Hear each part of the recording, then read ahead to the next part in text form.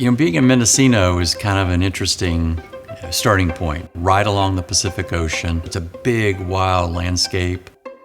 Mendocino is a very special place. And I remember when I moved up here, I had moved from the Napa Valley, I was overwhelmed with how beautiful it was, but how genuine and rustic and how incredible the wines were.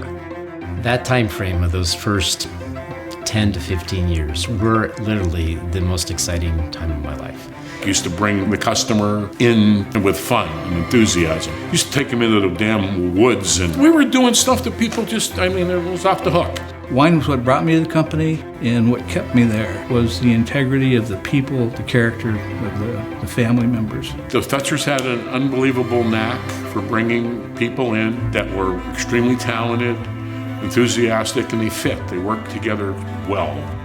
The wine business just started to fly. People were just discovering, varietal wines at the time. We owned the Merlot category, and it was super hot at that time.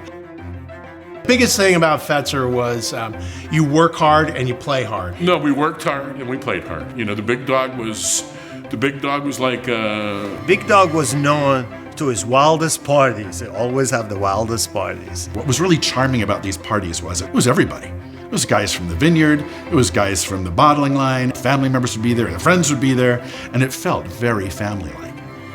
And then they built the whole food and wine center, and you had John Ash kind of, heading that up, and you had chefs like Julia Child, Emeril Lagasse coming out. It was just amazing. You could literally watch them in the room, and they would go, oh, I get it.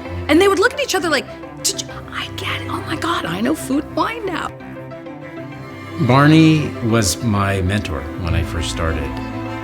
But when he passed away, it was a complete surprise. I think we actually all worked harder at that time to prove a point. When he passed away, we were doing about 200,000 cases. And I think the proof's in the pudding. 11 years later, when we sold, we were doing like 2.2 million cases. And to see the brand grow and grow and grow and grow, and when it got to number one, such a feeling of accomplishment was just amazing.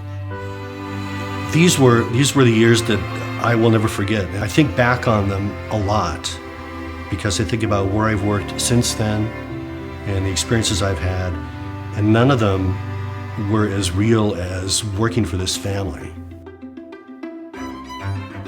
Fetzer turning 50 means for me that we're a baby. In the context of the wine world, we're a young company.